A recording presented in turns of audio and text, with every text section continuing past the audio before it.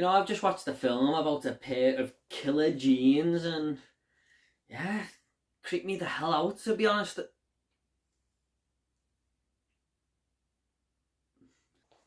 No, surely not. Snap out of it, Jordan. What is up, everyone? Welcome to another review. And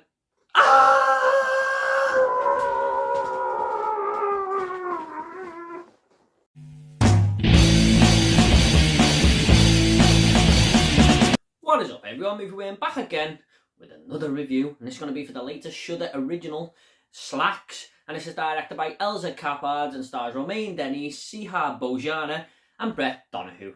Now this tells the story of a pair of killer jeans, and when I say killer jeans, I don't mean they're good to look at.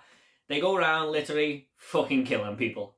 I kind of knew what I was getting myself into here. This is an absolutely ridiculous concept, but I don't really care. I mean, I'll fully admit now, I like going into films like this if they're done right, where I can just sort of not think about it too much and kind of have fun.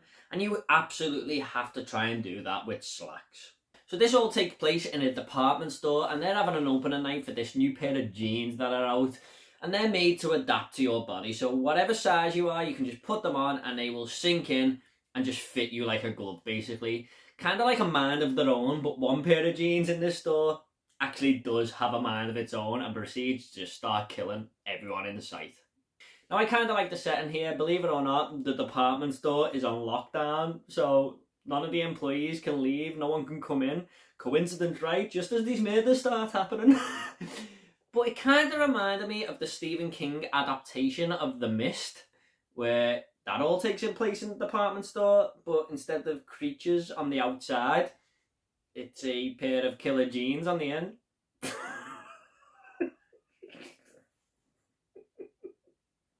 Now the story here is also kind of ridiculous, but so is the film Child's Play, and everyone loves that movie franchise.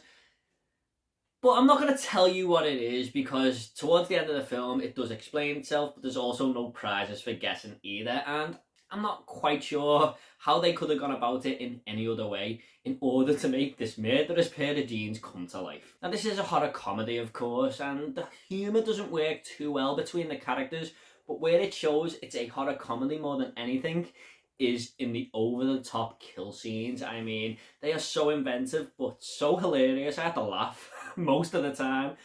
A fucking zipper takes someone's finger off, for God's sake. However, despite the over-the-top kills, they work so well. The gore is definitely where Slaxx is at its best. And I didn't know there were so many inventive ways for a pair of jeans to come up with these creative kills, but hey-ho, they did it. And I was always waiting for the next one. Let's be honest, the whole reason we're watching this film is to see these jeans kill people anyway. Now, there is one kill in particular in this film that I think is catered towards the audience a little bit more than the others, because this character is so annoying. I don't think anyone's going to go into this movie and like her whatsoever. I'll be very surprised if they do. But what I mean when I say that is I think this was purposely done, because as a viewer, you're kind of praying that these pair of jeans are just going to kill it off. And when they do, you're sort of relieved because she's not going to speak anymore. I thought that was a little smart move by director Elza Kephart there, in all honesty. Now, speaking of the characters, they're fun enough, but there's not really much to them. I mean, they're your typical run-of-the-mill horror characters. The one person who had a little bit more interest than the others was the department store manager, because he's just this total slime ball and all he cares about is getting a promotion, really. So he had a little bit something to them, but the rest you can take or leave. However, I don't think anyone gave a bad performance. Now, this might be easy for some people to pick out and say they were terrible because they're not great actors or actresses or anything, but I think they all done a job for the most part. Now, the runtime of this film is only 75 minutes, and I think that is another good decision here, because once you've seen the gimmick and everything, yeah, you've seen it. You're not here for a big story-related movie or anything like that. You're just here, like I said before, to see these pair of jeans kill people. So I think that was a wise decision. It doesn't overstay its welcome and just finishes when it has to. Now, I do have a few problems with this film, mainly in the third act. You've just seen these pair of jeans kill, like 3 people in very inventive ways, and you start to have a bit of fun, really, but then it just stops and goes into story mode, and it was like the movie was gaining some momentum there, and just went in a totally different path. And I didn't care for it at all, really. I just wanted the film to carry on what it was doing, because the story isn't very well told either. I mean, it's kind of dumb.